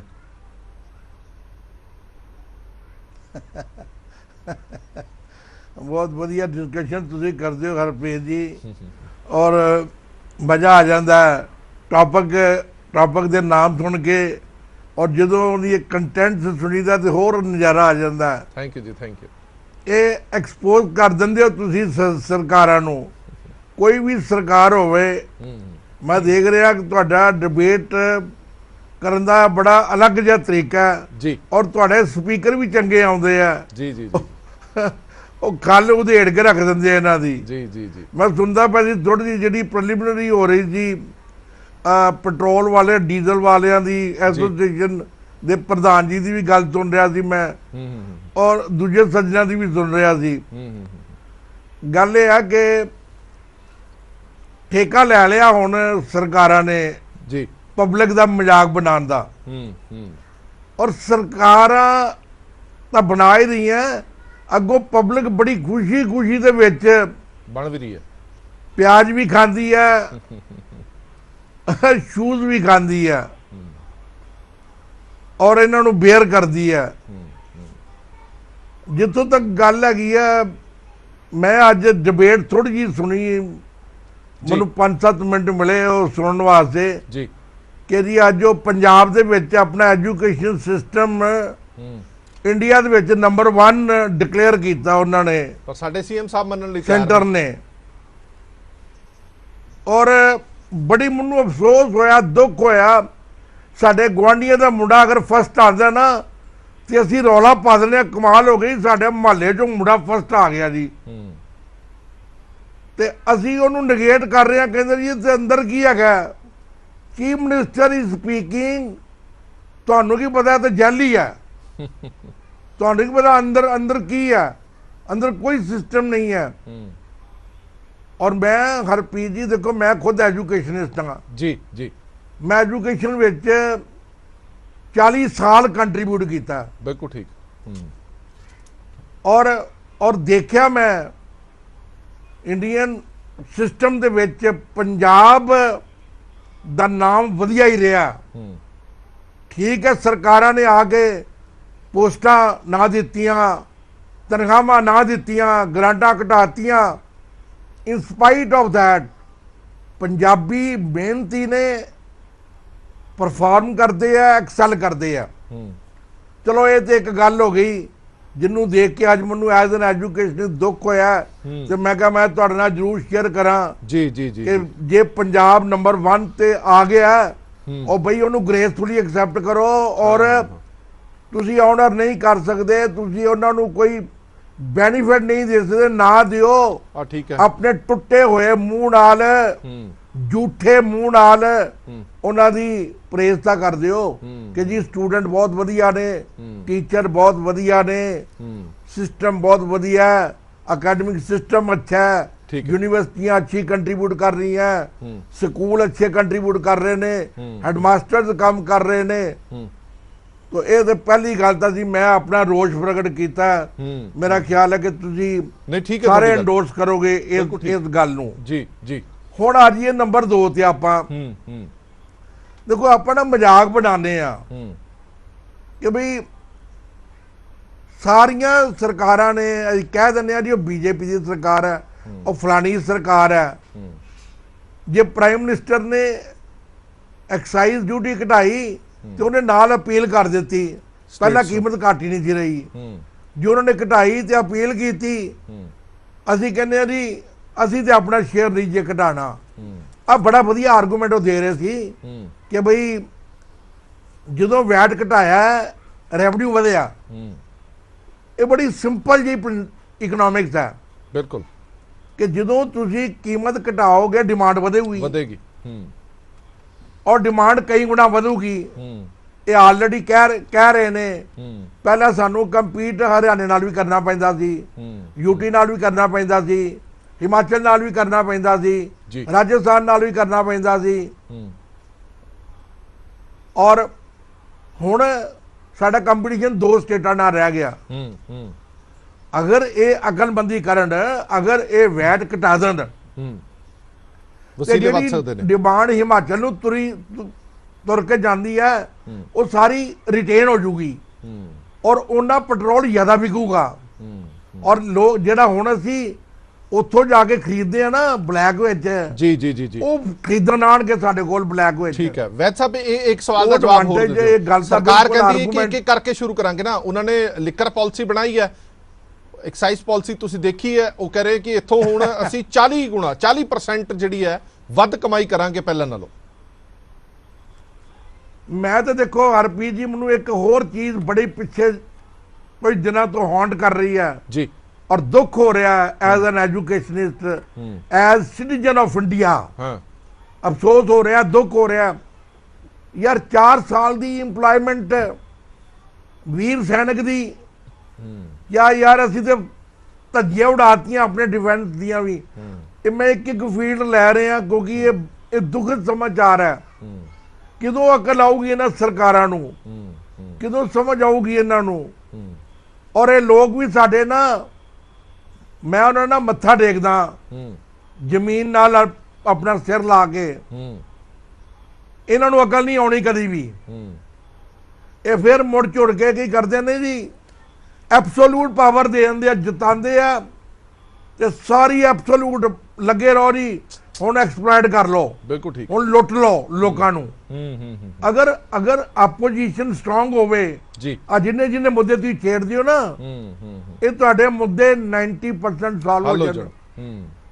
ਕਿਉਂਕਿ ਹੁਣ ਕੋਈ ਸੁਣਵਾਈ ਨਹੀਂ ਹੈ। ਬਿਲਕੁਲ ਠੀਕ ਹੈ, ਨਾ ਸਰਕਾਰਾਂ ਸੁਣ ਰਹੀਆਂ, ਆਪੋਜੀਸ਼ਨ ਖਤਮ ਹੋ ਗਈ ਹੈ ਔਰ ਇਹ ਵੱਧ ਗਈ ਹੈ। ਮੰਦਭਾਗੀ ਗੱਲ ਦੋਵੇਂ ਪਾਸੇ ਹੈ। ਜੋ ਸਟੇਟ 'ਚ ਹਾਲ ਹੈ ਸੈਂਟਰ 'ਚ ਵੀ ਉਹੀ ਹਾਲ ਹੈ। ਨਾ ਸਟੇਟ 'ਚ ਕੋਈ ਸਟਰੋਂਗ ਆਪੋਜੀਸ਼ਨ ਨਜ਼ਰ ਆਉਂਦੀ ਹੈ, ਨਾ ਸੈਂਟਰ 'ਚ। ਬਿਲਕੁਲ absolutely I agree with you. ਹਾਂ ਬਿਲਕੁਲ ਠੀਕ ਹੈ। ਚਲੋ ਵੈਦ ਸਾਹਿਬ, ਮੈਨੂੰ ਥੋੜਾ ਜਿਹਾ ਟਾਈਮ ਗੁਜ਼ਰਿਆ ਹੋ ਗਿਆ ਹੁਣ ਤੁਹਾਡੇ ਕੋਲ। ਇੱਕ ਛੋਟਾ ਜਿਹਾ ਬ੍ਰੇਕ ਨਹੀਂ, ਰੁਕਣ ਦਾ ਵਕਤ ਹੈ। ਚਾਵਲਾ ਸਾਹਿਬ, ਚਲੋ ਇਹ ਬਿਜਲੀ ਵਾਲੀ ਗੱਲ ਤਾਂ ਰਹਿ ਗਈ। ਦੂਜੇ ਪਾਸੇ ਜੇ ਸਰਕਾਰ ਇਹ ਕਹਿੰਦੀ ਹੈ ਕਿ ਅਸੀਂ ਇਸ ਵਾਰ ਦਾ ਜਿਹੜਾ ਬਜਟ ਲੈ ਕੇ ਆਏ ਹਾਂ, ਉਹ ਬਜਟ ਅਸੀਂ ਸਾਰਿਆਂ ਦੀ ਰਜ਼ਾਮੰਦੀ ਨਾਲ ਲੈ ਕੇ ਆਏ ਹਾਂ। ਯਕੀਨਨ ਤੌਰ ਤੇ ਤੁਹਾਡੇ ਨਾਲ ਵੀ ਕੋਈ ਚਰਚਾ ਹੋਈ ਹੋਣੀ ਹੈ। ਜੇਕਰ ਉਹ ਕਹਿੰਦੇ ਨੇ ਕਿ ਵਪਾਰੀ ਵਰਗ ਦਾ ਵੀ ਅਸੀਂ ਪੱਖ ਸੁਣਿਆ, ਉਹਨਾਂ ਦਾ ਵੀ ਪੱਖ ਰੱਖਿਆ, ਫਿਰ ਤੁਹਾਨੂੰ ਘੱਟੋ ਘੱਟ ਇੰਨੀ ਤਾਂ ਉਮੀਦ ਹੋਏਗੀ ਜੇ ਲੋਕ ਪੱਖੀ ਬਜਟ ਲੈ ਕੇ ਆ ਰਹੇ ਨੇ, ਲੋਕਾਂ ਵੱਲੋਂ ਖੁਦ ਤਿਆਰ ਕੀਤਾ ਬਜਟ ਲੈ ਕੇ ਆ ਰਹੇ ਨੇ, ਤਾਂ ਬਹੁਤ ਚੰਗਾ ਬਜਟ ਹੋਏਗਾ। ਹਰਪ੍ਰੀਤ ਜੀ ਦੇਖੋ, ਕੋਈ ਸ਼ੱਕ ਨਹੀਂ ਕਿ ਵਿੱਤ ਮੰਤਰੀ ਸਾਹਿਬ ਲੁਧਿਆਣੇ ਆਏ, ਇੰਡਸਟਰੀ ਤੇ ਟ੍ਰੇਡ ਨੂੰ ਮਿਲੇ। ਅਸੀਂ ਇਹਨਾਂ ਨੂੰ ਆਪਣੀ ਉਮੀਦਾਂ ਜੋ ਬਜਟ ਦੇ ਨਾਲ ਇਲੈਕਸ਼ਨ ਤੋਂ ਪਹਿਲਾਂ ਦਿੱਤੀਆਂ ਸੀ, ਰਿਪੀਟ ਕੀਤੀਆਂ ਜੀ, ਜਿਹੜੀਆਂ ਮੈਂ ਯਾਦ ਕਰਾਉਣੀ ਚਾਹਾਂਗਾ ਇਹਨਾਂ ਨੂੰ ਕਿ ਪੰਜਾਬ ਦੇ ਵਿੱਚ ਇੰਡੀਆ ਦੀ ਸਭ ਤੋਂ ਵੱਡੀ ਸਾਈਕਲ ਇੰਡਸਟਰੀ ਹੈ, ਜਿਹੜੀ ਵਰਲਡ ਦੇ ਵਿੱਚ ਨੰਬਰ 2 ਤੇ ਹੈਗੀ ਇਸ ਵੇਲੇ। ਇੰਨੀ ਪ੍ਰੋਗਰੈਸ ਦਾ ਚਾਂਸ ਹੈਗਾ ਸਾਡੇ ਕੋਲ ਸਾਈਕਲ ਇੰਡਸਟਰੀ 'ਚ ਜੀ ਕਿ ਸਕਾਈ ਲਿਮਿਟ ਨਹੀਂ ਹੈਗੀ। ਮੇਰੀ ਸਕਾਈ ਇੱਕ ਮੇਰੇ ਅਸਮਾਨ ਜਿਹੜਾ ਹੈਗਾ ਉਡਾਰੀ ਭਰਨ ਦਾ ਸ਼ੁਰੂਆਤ ਹੈ। ਕੀ ਬਾਤ। ਅਸੀਂ ਕੀ ਮੰਗ ਕੀਤੀ ਹੈ ਕਿ ਪੰਜਾਬ ਸਰਕਾਰ ਜਿਹੜਾ ਬਜਟ ਦੇਣ ਜਾ ਰਹੀ ਹੈ, ਕਿਉਂਕਿ ਇਹ ਇੱਕ ਸੈਕੰਡ ਬੇਬੀ ਹੈਗਾ ਆਮ ਆਦਮੀ ਪਾਰਟੀ ਦਾ। ਆਮ ਆਦਮੀ ਪਾਰਟੀ ਨੇ, ਕੇਜਰੀਵਾਲ ਸਾਹਿਬ ਨੇ ਦਿੱਲੀ ਦਾ ਇੱਕ ਮਾਡਲ ਦਿੱਤਾ ਕਿ ਅਸੀਂ ਈ ਵਹੀਕਲ ਨੂੰ ਪ੍ਰਮੋਟ ਕਰਨਾ ਚਾਹੁੰਦੇ ਹਾਂ। ਅੱਜ ਭਾਰਤ ਦੇ ਪ੍ਰਧਾਨ ਮੰਤਰੀ ਵੀ ਪ੍ਰਮੋਟ ਕਰਨਾ ਚਾਹੁੰਦੇ ਨੇ। ਪੋਲੂਸ਼ਨ ਤੋਂ ਬਚਣਾ ਤੇ ਆਪਾਂ ਨੂੰ ਇਲੈਕਟ੍ਰੀਕਲ ਵਹੀਕਲ ਜਾਣਾ ਪੈਣਾ। ਜੇ ਦਿੱਲੀ ਵਾਲੀ ਸਰਕਾਰ ਨੇ ਈ ਵਹੀਕਲ ਦੇ ਉੱਪਰ ਸਪੈਸ਼ਲ ਪੈਕੇਜ ਦਿੱਤਾ ਅਸੀਂ ਪੰਜਾਬ ਸਰਕਾਰ ਤੋਂ ਮੰਗ ਕੀਤੀ ਹੈ, ਪੂਰੀ ਹੁੰਦੀ ਕਿ ਨਹੀਂ ਇਹ ਤੇ ਬਜਟ ਹੀ ਦੱਸੇਗਾ, ਲੋਕ ਲੁਭਾਵਨ ਹੈਗਾ ਕਿ ਨਹੀਂ ਜੀ, ਕਿ ਉਹਦੇ ਚ ਪੰਜਾਬ ਦੀ ਸਾਈਕਲ ਇੰਡਸਟਰੀ ਦੀ ਪਾਲਿਸੀ ਨੂੰ ਤੁਸੀਂ ਈ ਵਹੀਕਲ, ਈ ਸਾਈਕਲ ਤੇ ਈ ਰਿਕਸ਼ਾ ਜਿਹੜਾ ਜ਼ਰੂਰਤ ਬਣ ਚੁੱਕਾ ਹੈ ਇਹਨੂੰ ਪ੍ਰਮੋਟ ਕਰਨ ਵਾਸਤੇ ਤੁਸੀਂ ਸਪੈਸ਼ਲ ਪੈਕੇਜ ਅਨਾਉਂਸ ਕਰੋ, ਪਹਿਲਾ ਪੁਆਇੰਟ। ਦੂਸਰਾ ਅਸੀਂ ਮੰਗ ਕੀਤੀ ਹੈ ਕਿ ਸਾਈਕਲ ਅੱਜ ਮੇਰੀ ਗਰੀਬ ਦੀ ਸਵਾਰੀ ਨਹੀਂ, ਇਨਸਾਨ ਦੀ ਜ਼ਰੂਰਤ ਹੈ। ਹਰਪ੍ਰੀਤ ਜੀ, ਮੈਂ ਤੁਹਾਡੇ ਥਰੂ ਇਹ ਕਹਿਣਾ ਚਾਹਾਂਗਾ ਜੀ, ਕਿਉਂਕਿ ਚੈਨਲ ਬਹੁਤ ਇੰਪੋਰਟੈਂਟ ਹੈ ਤੁਹਾਡਾ, ਪੂਰੇ ਵਰਲਡ ਵਿੱਚ ਜਾਂਦਾ ਵਾ ਜੀ, ਜੀ, ਕਿ ਅੱਜ ਜਦੋਂ ਕਰੋਨਾ ਦੀ ਪ੍ਰੋਬਲਮ ਆਈ ਪੂਰੇ ਵਰਲਡ ਦੇ ਵਿੱਚ, ਅਸੀਂ ਹਰ ਆਦਮੀ ਨੂੰ ਇਹ ਕਿਹਾ ਗਿਆ ਕਿ ਆਪਣੀ ਬਾਡੀ ਇਮਿਊਨ ਨੂੰ ਸਟਰੋਂਗ ਕਰੋ, ਆਪਣੀ ਸਿਹਤ ਨੂੰ ਠੀਕ ਕਰੋ। ਹਰ ਬੰਦਾ ਘਰ ਬੈਠ ਗਿਆ, ਜਿਮ ਬੰਦ ਹੋ ਗਏ। ਉਦੋਂ ਸਾਈਕਲ ਵਿਕਿਆ ਸੀਗਾ ਕਿ ਸਾਈਕਲ ਉਹ ਸਵਾਰੀ ਹੈ ਜਿਹਦੇ ਨਾਲ ਤੁਹਾਡੇ ਹੱਥ ਸਿਰ ਤੋਂ ਲੈ ਕੇ ਟੋ ਤੱਕ ਹਰ ਪਾਰਟ ਕੰਮ ਕਰਦਾ, ਅੱਖਾਂ ਦੇਖਦੀਆਂ ਨੇ, ਕੰਨ ਸੁਣਦਾ ਹੈ, ਬ੍ਰੇਨ ਤੁਹਾਨੂੰ ਦੱਸਦਾ ਕਿੱਧਰ ਜਾਣਾ ਵਾ, ਉਂਗਲੀਆਂ ਤੁਹਾਡੀਆਂ ਬ੍ਰੇਕ ਦਬਾਉਂਦੀਆਂ ਨੇ, ਪੈਡਲ ਚੱਲਦਾ ਹੈ ਪੈਰਾਂ ਦੇ ਨਾਲ, ਗੋਡੇ ਵੀ ਚੱਲਦੇ ਨੇ, ਮੁੜਨ ਲੱਗਿਆ ਹਿਪ ਵੀ ਕਰਦੇ ਨੇ। ਮੀਨਸ ਇੱਕੋ ਇੱਕ ਨਜ਼ਰੀਆ ਹੈ ਤੁਹਾਡਾ, ਇੱਕੋ ਇੱਕ ਆਈਟਮ ਹੈ ਜਿਹੜੀ ਪੂਰੇ ਸਰੀਰ ਦੀ ਐਕਸਰਸਾਈਜ਼ ਕਰ ਦਿੰਦੀ ਇੱਕੋ ਟਾਈਮ ਤੇ। ਜੀ, ਜੀ, ਦੇਖੋ, ਜਦੋਂ ਬੱਚਾ ਪੈਦਾ ਹੁੰਦਾ ਹੈ ਉਹਨੂੰ ਸਾਈਕਲ ਚਾਹੀਦਾ, ਜਦੋਂ ਤੁਰਨਾ ਸਿੱਖਦਾ ਛੋਟਾ ਸਾਈਕਲ ਚਾਹੀਦਾ, ਸਕੂਲ ਜਾਣ ਲੱਗਦਾ ਫਿਰ ਸਾਈਕਲ ਚਾਹੀਦਾ, ਜਦੋਂ ਬੱਚਾ ਐਕਸਰਸਾਈਜ਼ ਕਰਦਾ ਫਿਰ ਸਾਈਕਲ ਚਾਹੀਦਾ। ਇਹ ਬਦਕਿਸਮਤੀ ਹੈ ਕਿ ਅਸੀਂ ਆਪਣੀ ਸਿਹਤ ਨੂੰ ਅੱਖੋਂ ਓਲੇ ਕੀਤਾ। ਜਦੋਂ ਇੱਕ ਸਿਹਤ ਖਰਾਬ ਹੋ ਗਈ, ਸਕੂਟਰ ਤੋਂ ਕਾਰਾਂ ਤੇ ਆ ਗਏ, ਕਾਰਾਂ ਤੋਂ ਡਾਕਟਰ ਕੋਲ ਗਏ, ਡਾਕਟਰ ਨੇ ਫਿਰ ਕਹਿਤਾ ਕਾਕਾ ਜੀ ਜਾ ਕੇ ਸਾਈਕਲ ਚਲਾਓ, ਸਿਹਤ ਠੀਕ ਕਰੋ। ਐਡੀ ਵੱਡੀ ਇੰਪੋਰਟੈਂਟ ਸੈਕਟਰ ਨੂੰ ਜੇ ਹੁਣ ਵੀ ਪੰਜਾਬ ਗਵਰਨਮੈਂਟ ਨਹੀਂ ਬਚਾਊਗੀ ਤੇ ਪੰਜਾਬ ਦਾ maximum revenue plus employment cycle industry ਦੇ ਰਹੀ ਹੈ। ਮੈਂ ਦੂਸਰੇ ਪੁਆਇੰਟ ਦੀ ਡਿਮਾਂਡ ਕੀਤੀ ਸੀ ਜੀ ਕਿ ਪੂਰੇ ਪੰਜਾਬ ਦੇ ਵਿੱਚ ਸਾਨੂੰ ਸਾਈਕਲ ਟਰੈਕ ਦਿਓ ਤਾਂ ਕਿ ਅਸੀਂ ਸਾਈਕਲ ਚਲਾ ਸਕੀਏ। ਤਾਂ ਬਜਟ ਦੀ ਉਮੀਦਾਂ ਤੇ ਸਾਡੇ ਕੋਲ ਅਸੀਂ ਕੋਈ ਮਾਫੀ ਤੇ ਮੰਗ ਹੀ ਨਹੀਂ ਰਹੇ। ਜੀ, ਜੀ, ਜੀ, ਜੀ, ਜਿਹੜਾ ਤੁਸੀਂ ਬਿਜਲੀ ਦੇ ਰੋਸ ਦੀ ਗੱਲ ਕੀਤੀ ਹੈ, ਇਹ ਰੋਸ ਇਸ ਕਰਕੇ ਹੈ ਕਿ ਲੋਕ ਲੁਭਾਵਨ ਬਜਟ ਤੇ ਬਾਅਦ ਚ ਦੇਣਾ, ਤੁਸੀਂ ਜੋ ਫ੍ਰੀ ਦੇਣਾ ਸਾਡੇ ਕੋਲ ਪਹਿਲਾਂ ਹੀ ਕੱਟਣਾ ਸ਼ੁਰੂ ਕਰ ਦਿੱਤਾ, ਪਹਿਲਾਂ ਹੀ ਸ਼ੁਰੂ ਕਰਤੇ। ਸੋ ਇਸ ਕਰਕੇ ਸਰਕਾਰ ਨੂੰ ਇਹ ਕੰਨ ਹੋਣੇ ਚਾਹੀਦੇ ਆ। ਹਲੀ ਬਜਟ ਵਿੱਚ ਤੁਹਾਡੇ ਕੋਲ ਕੁਝ ਘੰਟੇ ਬਾਕੀ ਨੇ, ਇਹ ਫਰਮਾਨ ਵਾਪਸ ਲੈ ਲਓ। ਇਹ ਨਾ ਹੋਵੇ ਕਿ ਇੰਡਸਟਰੀ ਨੇ ਜੇ ਤੁਹਾਨੂੰ 92 ਸੀਟਾਂ ਜਿਤਾ ਕੇ ਦਿੱਤੀਆਂ ਨੇ, ਇਹਦਾ ਮਤਲਬ ਇਹ ਨਹੀਂ ਕਿ ਆਮ ਆਦਮੀ ਪਾਰਟੀ ਨੇ ਵਧੀਆ ਕੰਮ ਕੀਤਾ ਪੰਜਾਬ 'ਚ। ਆਮ ਆਦਮੀ ਪਾਰਟੀ ਨੇ ਇੱਕ ਬਦਲਾਵ ਦਾ ਹੁੰਗਾਰਾ ਦਿੱਤਾ। ਉਸ ਬਦਲਾਵ ਕਰਕੇ ਵੋਟਾਂ ਪਈਆਂ, ਉਮੀਦਾਂ ਨਾ ਪੂਰੀਆਂ ਉਸ ਬਦਲਾਵ ਦੀ ਉਮੀਦ ਕਰਕੇ ਵੋਟਾਂ ਪਈਆਂ। ਬਿਲਕੁਲ ਬਦਲਾਵ ਦੀ ਵੋਟ ਪਈ ਹੈ। ਦੇਖੋ, ਮੈਂ 1 ਮਿੰਟ ਆ ਗਿਆ ਤੁਹਾਡਾ ਪਰਮਜੀਤ ਸਿੰਘ ਹੋਰਾਂ ਤੋਂ ਇੱਕ ਜੇ ਉਹੀ ਆਪਣੇ ਆਮ ਆਦਮੀ ਪਾਰਟੀ ਦੇ ਲੀਡਰ, ਮੈਂ ਇੱਕ ਬੇਨਤੀ ਕਰਾਂ ਜੀ, ਛੋਟੀ ਆਮ ਆਦਮੀ ਪਾਰਟੀ ਦੇ ਉਹੀ ਲੀਡਰ ਜਿਹੜੇ ਤੁਹਾਨੂੰ ਦਿਨ 'ਚ 5-5 ਵਾਰੀ ਕਾਲ ਕਰਦੇ ਸੀ, ਅੱਜ ਤੁਹਾਡੀ 5-5 ਮਹੀਨੇ ਤੋਂ ਕਾਲ ਨਹੀਂ ਚੁੱਕਣ ਨੂੰ ਤਿਆਰ ਹੋ, 5-5 ਹਫ਼ਤਿਆਂ ਤੋਂ। ਬਿਲਕੁਲ ਠੀਕ ਹੈ। ਉਹਨਾਂ ਨੂੰ ਇਹ ਚਾਹੀਦਾ ਹੈ ਕਿ ਜੇ ਤੁਸੀਂ ਸਾਨੂੰ ਕਾਲ ਕਰਕੇ ਪਹਿਲੇ ਪੁੱਛਦੇ ਸੀ ਵੀ ਕੀ ਹੋਣਾ ਚਾਹੀਦਾ, ਅੱਜ ਤੁਹਾਨੂੰ ਕਾਲ ਕਰੀਦੀ ਹੈ ਤੁਸੀਂ ਕਾਲ ਨਹੀਂ ਚੁੱਕਦੇ, ਵੀ ਇੱਕ ਰੋਸ ਹੈ। ਠੀਕ ਹੈ, ਰੋਸ ਹੈ। ਇਹਦਾ ਮਤਲਬ ਠੀਕ ਹੈ, ਸਿਰਫ ਵੋਟ ਦੀ ਰਾਜਨੀਤੀ ਕੀਤੀ, ਪੁਰਾਣੀ ਸਰਕਾਰਾਂ ਵਰਗੇ ਤੁਸੀਂ ਹੋ ਗਏ ਹੋ। ਠੀਕ ਹੈ। ਹਾਂਜੀ ਪਰਮਜੀਤ ਸਿੰਘ, ਸੰਭਾਲ ਲਓ। ਪਰਮਜੀਤ ਸਿੰਘ ਬੜਾ ਲੰਬਾ ਰਾਜ ਲੈਣੇ ਆ। ਖਾਲਿਦ ਸਾਹਿਬ ਤੋਂ ਇੱਕ ਛੋਟਾ ਜਿਹਾ ਰਿਐਕਸ਼ਨ ਲਵਾਂ ਫਿਰ ਮੈਂ ਅੱਗੇ ਜਾਣਾ। ਖਾਲਿਦ ਸਾਹਿਬ, ਸਵਾਲ ਇਹ ਖੜਾ ਹੁੰਦਾ ਕਿ ਲੋਕਾਂ ਨੂੰ ਬੜੀਆਂ ਆਸਾਂ ਤੇ ਉਮੀਦਾਂ ਪੈਦਾ ਖੁਦ ਪਾਰਟੀਆਂ ਕਰਦੀਆਂ ਨੇ, ਉਹਨਾਂ ਆਸਾਂ ਤੇ ਉਮੀਦਾਂ ਤੇ ਖਰਾ ਨਹੀਂ ਉਤਰਦੀਆਂ ਤਾਂ ਲੋਕਾਂ ਦਾ ਮੋਹ ਭੰਗ ਹੋ ਜਾਂਦਾ ਹੈ।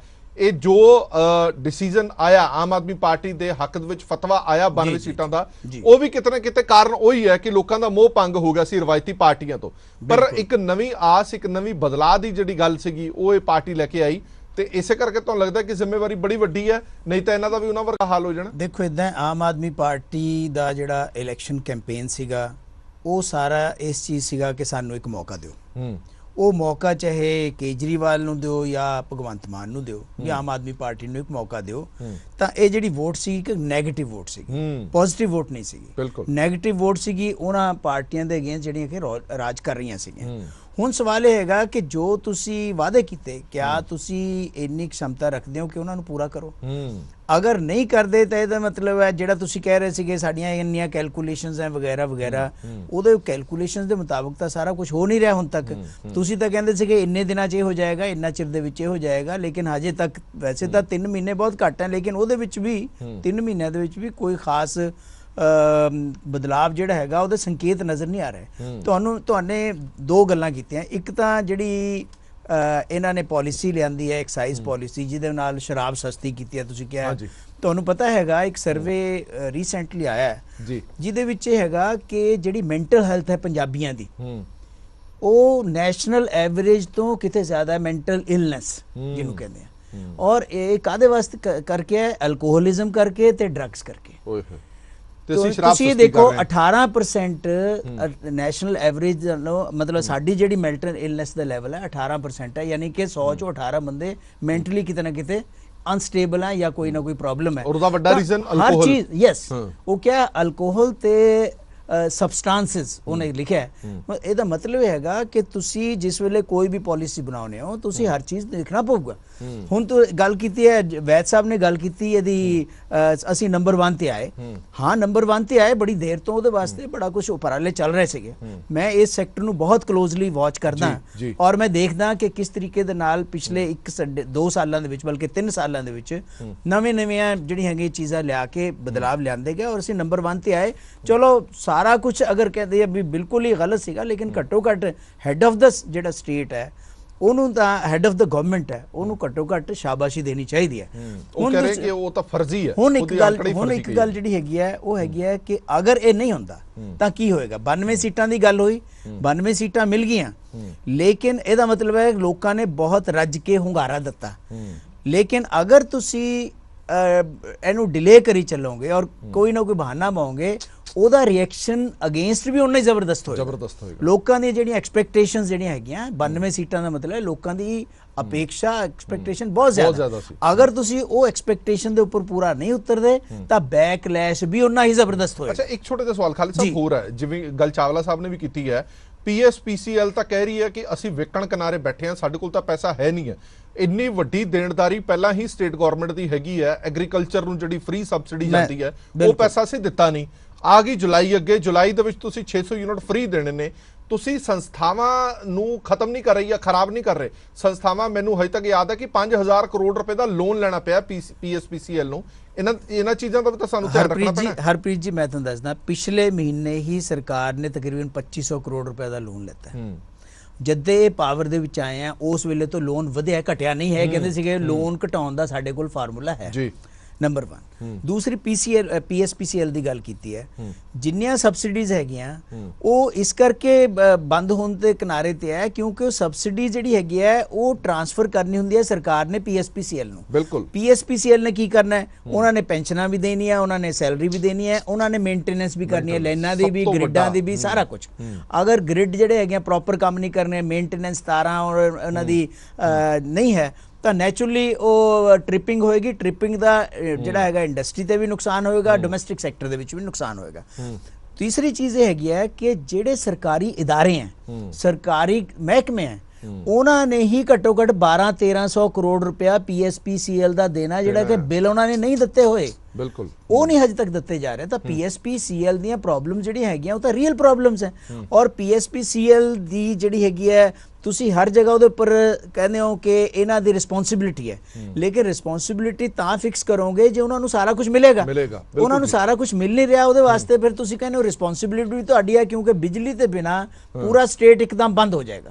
ਚਾਹੇ ਡੋਮੈਸਟਿਕ ਸੈਕਟਰ ਹੈ, ਚਾਹੇ ਐਗਰੀਕਲਚਰ ਸੈਕਟਰ ਹੈ, ਚਾਹੇ ਇੰਡਸਟਰੀਅਲ ਸੈਕਟਰ ਹੈ, ਚਾਹੇ ਸਰਵਿਸ ਸੈਕਟਰ ਹੈ। ਬਿਲਕੁਲ ਠੀਕ ਹੈ। ਉਹ ਸਾਰਾ ਕੁਝ ਜਿਹੜਾ ਹੈਗਾ ਤੁਸੀਂ ਅਗਰ ਉਹਨੂੰ ਸਟ੍ਰੀਮਲਾਈਨ ਨਹੀਂ ਕਰੋਗੇ ਤਾਂ PSPCL ਤਾਂ ਬਾਕੀ ਵਿਕਣ ਦੇ ਨੇੜੇ ਖੜੀ ਹੈ। ਮੁਲਾਜ਼ਮ ਵਰਗ ਕੀ ਸੋਚਦਾ ਹੈ ਔਰ ਮੁਲਾਜ਼ਮ ਵਰਗ ਨੂੰ ਕਿੰਨੀਆਂ ਕੁ ਆਸਾਂ ਨੇ, ਉਹ ਵੀ ਫਟਾਫਟ ਸਮਝ ਲੈਂਦੇ ਆ।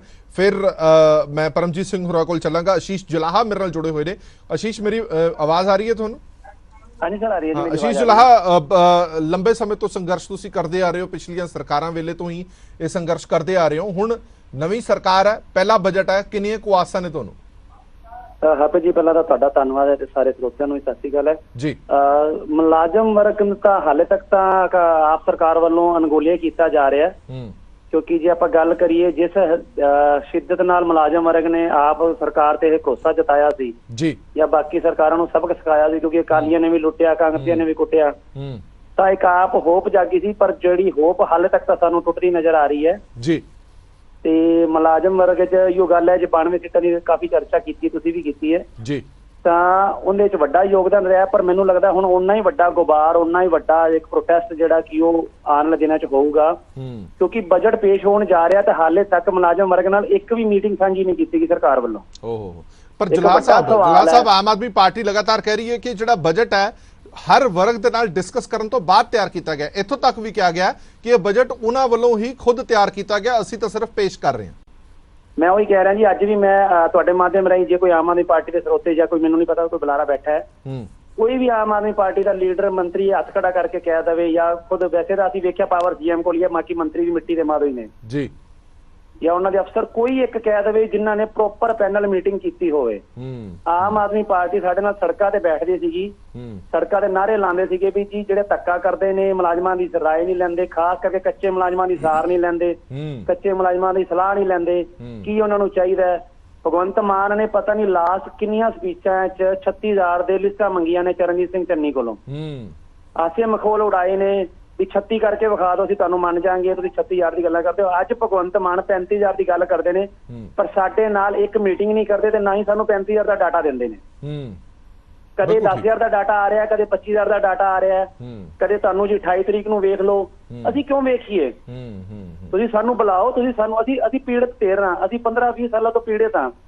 ਤੁਸੀਂ ਕਹਿ ਰਹੇ ਹੋ ਬਜਟ ਸੈਸ਼ਨ 'ਚ ਅਸੀਂ ਜਾ ਕੇ ਗੱਲ ਕਰ ਰਹੇ ਹਾਂ, ਪਰ ਤੁਸੀਂ ਗੱਲ ਕਿਹਨਾਂ ਨਾਲ ਕਰ ਰਹੇ ਹੋ ਸਾਨੂੰ ਤਾਂ ਪਤਾ ਹੀ ਨਹੀਂ ਲੱਗਿਆ। ਪਤਾ ਹੀ ਨਹੀਂ ਲੱਗਿਆ। ਠੀਕ ਹੈ, ਸਵਾਲ ਕਰਨ ਵਾਲੀ ਧਿਰ ਅੱਜ ਜਵਾਬਦੇਹੀ ਹੈ ਔਰ ਜਵਾਬ ਦੇ ਨਹੀਂ ਰਹੇ, ਅੱਜ ਉਹਨਾਂ ਤੋਂ ਹੀ ਸਵਾਲ ਵੀ ਕੀਤੇ ਜਾ ਰਹੇ ਨੇ। ਪਰਮਜੀਤ ਸਿੰਘ ਹੋਰਾਂ ਤੋਂ ਫਟਾਫਟ ਜਵਾਬ ਲੈ ਲੈਂਦੇ ਹਾਂ। ਹਾਂਜੀ ਪਰਮਜੀਤ ਸਿੰਘ ਜੀ।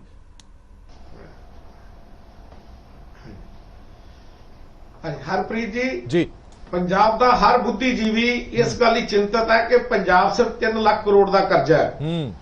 ਅਸੀਂ ਉਹਨੂੰ ਕਿਸ ਤਰ੍ਹਾਂ ਲਾਉਣਾ ਔਰ ਪੰਜਾਬ ਨੂੰ ਕਿਸ ਤਰ੍ਹਾਂ ਚਲਾਉਣਾ। ਜੀ, ਜਿੰਨੀਆਂ ਪਾਰਟੀਆਂ ਆਉਂਦੀਆਂ ਇਹ ਲੁਭਾਣੇ ਸਾਨੂੰ ਵਾਅਦੇ ਕਰਕੇ ਤੇ ਕਰਜ਼ਾਈ ਕਰੀ ਜਾਂਦੀਆਂ। ਮੈਂ ਤਾਂ ਇੱਕੋ ਸੁਝਾਅ ਦੇਵਾਂਗਾ ਪੰਜਾਬ ਦੀ ਭਲਾਈ ਵਾਸਤੇ, ਕਿਸੇ ਦੀ ਵੀ ਗਵਰਨਮੈਂਟ ਹੋਵੇ, ਜਿਸ ਤਰ੍ਹਾਂ ਅਸੀਂ ਜ਼ਿਮੀਦਾਰ ਵੀ ਹਾਂ ਜੀ, ਕਿਸਾਨ ਵੀ ਹਾਂ, ਬਿਜਲੀ ਦੇ ਬਿੱਲ ਕੁਝ ਸਮਾਂ ਸਾਨੂੰ ਪਹਿਲਾਂ ਲੋੜ ਸੀ ਮਾਫ ਕਰਨ ਦੀ, ਹੁਣ ਸਾਨੂੰ ਬਿਜਲੀ ਦੇ ਬਿੱਲ ਲਾਉਣੇ ਚਾਹੀਦੇ ਆ। ਅਸੀਂ ਕਿਸਾਨ ਦੇਣ ਨੂੰ ਤਿਆਰ ਆ, ਸਾਨੂੰ ਬਿਜਲੀ ਮਿਲਣੀ ਚਾਹੀਦੀ ਹੈ। ਔਰ ਜਿਹੜੇ ਘਰਾਂ ਦੇ ਵਿੱਚ ਬਿਜਲੀ ਮਾਫ ਕੀਤੀ ਹੈ ਬਿਲਕੁਲ ਨਹੀਂ ਚਾਹੀਦੀ, ਕਿਉਂਕਿ ਰਾਤ ਨੂੰ ਸਾਰੇ 500 ਦੀ ਬੋਤਲ ਲੈ ਕੇ ਪੀ ਲੈਂਦੇ ਆ। ਜੇਕਰ 1 ਕਿਲੋਵਾਟ ਵਾਲੇ ਨੂੰ ਮਹੀਨੇ ਦਾ 500 ਬਿੱਲ ਆ ਜੀ ਤਾਂ ਕੋਈ ਤੰਗੀ ਨਹੀਂ ਹੈ। ਇਹ ਜਿੰਨੇ ਵੀ ਲੁਭਾਣੇ ਲੋਕਾਂ ਦੇ ਨਾਲ ਵਾਅਦੇ ਕੀਤੇ ਸਭ ਖਤਮ ਕਰਨੇ ਚਾਹੀਦੇ ਨੇ, ਔਰ ਜਿਹੜਾ ਪੰਜਾਬ ਨੂੰ ਸਹੀ ਲੀਹਾਂ ਤੇ ਲਿਆਉਣਾ ਚਾਹੀਦਾ ਹੈ। ਪਰ ਪਰਮਜੀਤ ਸਿੰਘ ਜੀ ਇਹਨਾਂ ਵਾਅਦਿਆਂ ਕਰਕੇ ਤਾਂ ਲੋਕਾਂ ਨੇ ਵੋਟਾਂ ਪਾਈਆਂ। ਜਿੰਨਾ ਲਾਡ ਕਰੋਗੇ ਉਹਨੇ ਖਰਾਬ ਹੋਣਗੇ। ਇਹਨਾਂ ਵਾਅਦਿਆਂ ਕਰਕੇ ਤਾਂ ਵੋਟਾਂ ਪਈਆਂ ਉਹਨਾਂ ਨੂੰ। ਇਹ ਪੰਜਾਬ ਦੇ ਲੋਕ ਸਭ ਤੋਂ ਮੈਂ ਸਮਝਦਾ ਮੂਰਖ ਆ ਵਰਲਡ ਦੇ ਵਿੱਚ। ਜਿਸ ਤਰ੍ਹਾਂ ਕੈਨੇਡਾ 'ਚ ਕਹਿੰਦੇ ਵਾਅਦੇ ਮਗਰ ਲੱਗਦੇ ਨੇ, ਪਰ ਇਹ ਸਾਰੀਆਂ ਪਾਰਟੀਆਂ ਰਲ ਕੇ ਵਾਅਦਿਆਂ ਨੂੰ ਭੁੱਲ ਜਾਣ ਔਰ ਰਾਜ ਪ੍ਰਬੰਧ ਕਿਸ ਤਰ੍ਹਾਂ ਚਲਾਉਣਾ ਉਹ ਚਲਾਉਣ। ਇਹ ਝੂਠੇ ਵਾਅਦੇ ਪਕਾਉਣ ਲਈ, ਇੱਧਰ ਉੱਧਰ ਨੂੰ ਸਕੀਮਾਂ ਦੇਣ ਲਈ ਜਾਂ ਮੁਫਤ ਦੇਣ ਲਈ ਇਹ ਸਭ ਕੁਝ ਖਤਮ ਕਰਨਾ ਚਾਹੀਦਾ ਹੈ। ਪੰਜਾਬ ਅਨਾਜ ਉਤਪਾਦਕ ਕੰਟਰੀ ਹੈ, ਸਟੇਟ ਹੈ। ਇੱਥੇ ਨਾ ਕਿਸੇ ਨੂੰ ਆਟਾ ਦਾਲ ਚਾਹੀਦੀ ਹੈ, ਨਾ ਕਿਸੇ ਨੂੰ ਬਿਜਲੀ ਮਾਫ ਚਾਹੀਦੀ ਹੈ, ਨਾ ਜ਼ਿਮੀਂਦਾਰਾਂ ਨੂੰ ਬਿਜਲੀ ਦੇ ਬਿੱਲ ਮਾਫ ਚਾਹੀਦੇ ਨੇ। ਮੈਂ ਵੀ ਮੇਰਾ ਪੈਟਰੋਲ ਪੰਪ ਤੇ ਬੈਠਾ ਕਿਸਾਨਾਂ ਨਾਲ ਵੀ ਗੱਲ ਕਰਦਾ ਕਿ ਤੁਹਾਡੀ ਲੜਕੀ ਦਾ ਲੜਕੇ ਦਾ ਵਿਆਹ ਹੋਵੇ ਤਾਂ 10-10 ਲੱਖ ਰੁਪਏ ਦਾ ਰੋਟੀ ਦਾ ਬਿੱਲ ਆਉਂਦਾ ਉੱਤੇ ਪਾਰਟੀ ਦੇ ਵਿੱਚ, ਤੇ ਇੱਕ ਬਿਜਲੀ ਦਾ ਬਿੱਲ ਦਿੰਦਿਆਂ ਨੂੰ ਕੀ ਤੰਗੀ ਹੈ? ਉਹ ਦੇ ਸਕਦੇ ਨੇ। ਸਾਡੇ ਜਿੰਨੇ ਬੁੱਧੀਜੀਵੀ ਨੇ ਜਾਂ ਜਿੰਨੇ ਵੀ ਟੀਵੀ ਤੇ ਸਾਰੀ ਡਿਸਕਸ਼ਨਾਂ ਚੱਲਦੀਆਂ ਨੇ ਉਹ ਮਾਫੀ ਦੀਆਂ ਚੱਲਦੀਆਂ ਨੇ, ਟੈਕਸ ਲਾਉਣ ਵਾਲੀ ਦੀ ਚੱਲਦੀ ਕੋਈ ਨਹੀਂ। ਮੈਂ ਇਹੀ ਸਲਾਹ ਦਵਾਂਗਾ ਸਾਰਿਆਂ ਨੂੰ ਕਿ ਸਾਡੇ ਬੁੱਧੀਜੀਵੀ ਜਿਹੜੇ ਬੈਠ ਕੇ ਇਸੇ ਗੱਲ ਲਈ ਚਿੰਤਤ ਨੇ। ਜੇ ਸਾਡੇ ਬੱਚੇ ਬਾਹਰ ਜਾ ਰਹੇ ਤਾਂ ਵੀ ਇਸੇ ਕਰਕੇ ਜਾ ਰਹੇ ਨੇ। ਪਰ ਸਵਾਲ ਪਰਮਜੀਤ ਸਿੰਘ ਜੀ ਬੜੇ ਸਾਰੇ ਨੇ ਨਾ, ਸਵਾਲ ਸਿਰਫ ਇਹ ਨਹੀਂ ਖੜਾ ਹੁੰਦਾ ਨਵਾਂ ਟੈਕਸ ਲਗਾਉਣ ਦੇ ਲਈ ਕੋਈ ਮਨਾ ਨਹੀਂ ਕਰਦਾ ਜੇ ਕਮਾਈਆਂ ਉਸ ਹਿਸਾਬ ਨਾਲ ਹੋਣ। ਅੱਜ ਤੁਸੀਂ ਦੇਖੋ ਹਰ ਵਰਗ ਦੇ ਵਿੱਚ ਹਾਹਾਕਾਰ ਮਚੀ ਹੋਈ ਹੈ, ਕਮਾਈਆਂ ਕਿੱਥੇ ਨੇ? ਲੋਕਾਂ ਦੇ ਕੋਲ ਨੌਕਰੀਆਂ ਨੇ, ਲੋਕਾਂ ਦੇ ਕੋਲ ਰੁਜ਼ਗਾਰ ਨਹੀਂ। ਇੰਨੀ ਕੋ ਕਮਾਈ ਹੁੰਦੀ ਹੈ ਕਿ 2 ਵਕਤ ਦੀ ਰੋਟੀ ਮਸਾਂ ਨਿਕਲਦੀ ਹੈ, ਤੇ ਅਜਿਹੇ ਦੇ ਵਿੱਚ ਨਵੇਂ ਟੈਕਸ ਕਿਵੇਂ ਦਿੱਤੇ ਜਾਣ? ਉਹ ਸਰਕਾਰਾਂ, ਉਹ ਪਾਰਟੀਆਂ ਜਿਹੜੀਆਂ ਇਹ ਦਾਅਵੇ ਕਰਦੀਆਂ ਸੀ ਕਿ ਸਾਨੂੰ ਪਤਾ ਅਸੀਂ ਰੈਵਨਿਊ ਕਿੱਥੋਂ ਲੈ ਕੇ ਆਣਾ, ਸਾਨੂੰ ਪਤਾ ਕਿ ਅਸੀਂ ਕਮਾਈ ਕਿੱਥੋਂ ਕਰਨੀ। ਇੱਕ ਮਿੰਟ ਮੇਰੀ ਸਵਾਲ ਤਾਂ ਲੈ ਲਓ। ਸਾਨੂੰ ਪਤਾ ਰੇਤੇ ਦੇ ਵਿੱਚੋਂ ਬਹੁਤ ਪੈਸਾ ਬਚਾ ਸਕਦੇ ਹਾਂ, ਸਾਨੂੰ ਪਤਾ ਸੀ ਸ਼ਰਾਬ ਚੋਂ ਬਹੁਤ ਪੈਸਾ ਬਚਾ ਸਕਦੇ ਹਾਂ। ਜੇ ਉਹਨਾਂ ਥਾਵਾਂ ਤੋਂ ਪੈਸਾ ਬਚ ਸਕਦਾ ਹੈ ਤੇ ਲੋਕਾਂ ਤੇ ਟੈਕਸ ਕਿਉਂ ਲਾਇਆ ਜਾਵੇ?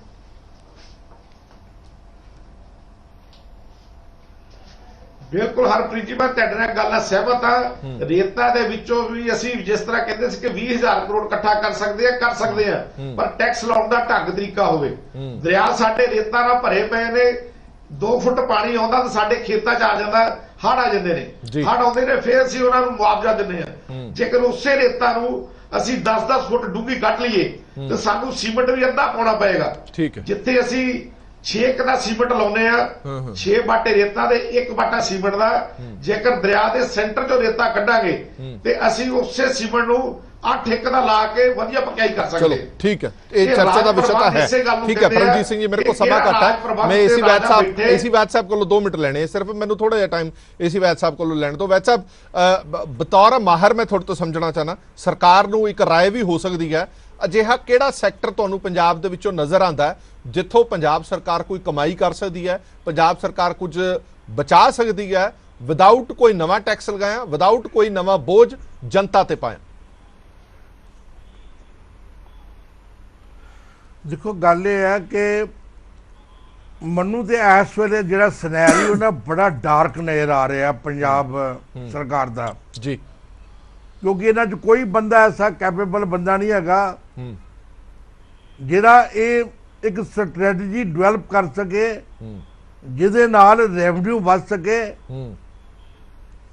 ਸਭ ਤੋਂ ਪਹਿਲਾਂ ਤਾਂ ਇਹਨਾਂ ਨੂੰ ਆਪਣਾ ਜਿਹੜਾ ਵੈਟ ਹੈ ਉਹਨੂੰ ਘਟਾ ਕੇ ਸ਼ਰਾਬ ਤੋਂ ਆਪਣੇ ਕੀ ਉਹਨੂੰ ਕਹਿੰਦਾ ਗੈਸਿਸ ਤੋਂ ONGC ਔਰ ਜਿਹੜੀ ਪੈਟਰੋਲ ਤੋਂ ਆਪਣੀ ਆਮਦਨ ਵਧਾਣੀ ਚਾਹੀਦੀ ਹੈ। ਘਟੇਗੀ ਨਹੀਂ, ਜੇ ਵੈਟ ਘਟਾ ਦੇਣਗੇ ਵਧੇਗੀ, ਘਟੇਗੀ ਨਹੀਂ। ਸਭ ਤੋਂ ਪਹਿਲਾ ਪੁਆਇੰਟ ਤਾਂ ਇਹ ਹੈਗਾ। ਨੰਬਰ 2 ਤੇ ਜਿਹੜੀ GST ਦੀ ਕਲੈਕਸ਼ਨ ਹੈ, ਰਿਕਾਰਡ ਕਲੈਕਸ਼ਨ ਹੋ ਰਹੀ ਹੈ, ਫੇਰ ਵੀ ਪੰਜਾਬ ਦੇ ਵਿੱਚ ਪਿਲਫਰੇਜ ਹੈ, ਬਹੁਤ ਪਿਲਫਰੇਜ ਹੈ ਜੀ ਜੀ, ਉਹਨੂੰ ਰੋਕਣ ਦੀ ਲੋੜ ਹੈ। ਇਹਨਾਂ ਨੂੰ ਆਪਣਾ ਬਿਊਰੋਕ੍ਰੈਟਿਕ ਸਿਸਟਮ ਤੇਜ਼ ਕਰਨਾ ਪਊਗਾ ਕਿ ਜਿਹੜੀਆਂ ਆਪਣੀਆਂ ਛੋਟੀਆਂ ਛੋਟੀਆਂ ਟੈਕਸੀਜ਼ ਨੇ ਉਹਨਾਂ ਨੂੰ ਕਲੈਕਟ ਕਰਨ ਪ੍ਰੋਪਰਲੀ ਹੋ ਨਹੀਂ ਰਹੀਆਂ ਐਕਸੈਪਟ GST ਜਿਹੜੇ ਵੱਡੇ ਵੱਡੇ ਬਿੱਲ ਨੇ ਉਹਨਾਂ ਤੇ ਲੱਗ ਜਾਂਦੀ ਹੈ।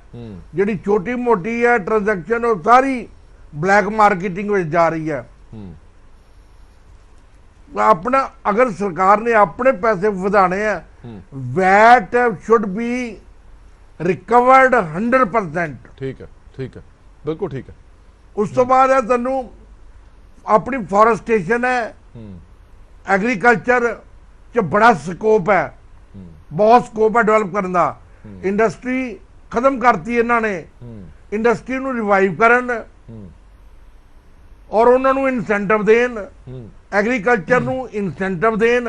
ਠੀਕ ਹੈ, ਲੇਕਿਨ ਆ ਮੈਂ ਗੱਲ ਐਗਰੀ ਕਰਦਾ ਕਿ ਤੁਸੀਂ ਬਿਜਲੀ ਫ੍ਰੀ ਕਰ ਦਿਓ ਤਾਂ ਦਿਓ ਨਾ ਬਈ, ਤੁਸੀਂ ਪੈਸੇ ਲੈ ਲਓ ਬਿਜਲੀ ਦੇ, ਪਰ ਬਿਜਲੀ ਜ਼ਰੂਰ ਤੁਸੀਂ ਦਿਓ, ਸਬਸਿਡੀ ਘਟਾ ਦਿਓ, ਹਾਂ ਲੇਕਿਨ ਦਿਓ ਤਾਂ ਸਹੀ ਟਾਈਮ ਲੇਕਿਨ ਤੇ। ਲੋਕਾਂ ਨੂੰ ਐਡਵਾਂਟੇਜ ਜ਼ਰੂਰ ਦਿਓ, ਠੀਕ ਹੈ। ਲੋਕਾਂ ਨੂੰ ਲੱਗੇ ਹਾਂ ਸਾਨੂੰ ਇਹਦਾ ਫਾਇਦਾ ਹੋ ਰਿਹਾ। ਹਾਂ ਠੀਕ ਹੈ। ਤੋ ਇਹ- ਚਲੋ ਮੇਰੇ ਇਹ ਸਭ ਕੋ ਤੋਂ ਸਮਝ ਵੱਡੇ ਆਇਆ। ਤੁਹਾਡੇ ਮੁੱਦੇ ਆ ਸੁਝਾਅ ਜਾਂਦੇ। ਬਹੁਤ ਵਧੀਆ ਨੇ ਵੈਦ ਸਾਹਿਬ ਦਾ ਮੋਟਾ ਕਹਿਣ ਦਾ ਮਤਲਬ ਇਹ ਹੈ ਕਿ ਜਿਹੜੀ ਲੀਕੇਜ ਹੈ, ਟੈਕਸਸ ਚੋਰੀ ਦੀ ਲੀਕੇਜ ਹੈ, ਤੁਸੀਂ ਘੱਟੋ ਘੱਟ ਉਹੀ ਰੋਕ ਲਓਗੇ, ਉੱਥੋਂ ਹੀ ਤੁਹਾਨੂੰ ਬੜੀਆਂ ਕਮਾਈਆਂ ਹੋ ਸਕਦੀਆਂ ਨੇ, ਉੱਥੇ ਹੀ ਤੁਹਾਡਾ ਰੈਵਨਿਊ ਕਾਫੀ ਹੱਦ ਤੱਕ ਜਨਰੇਟ ਕੀਤਾ ਜਾ ਸਕਦਾ।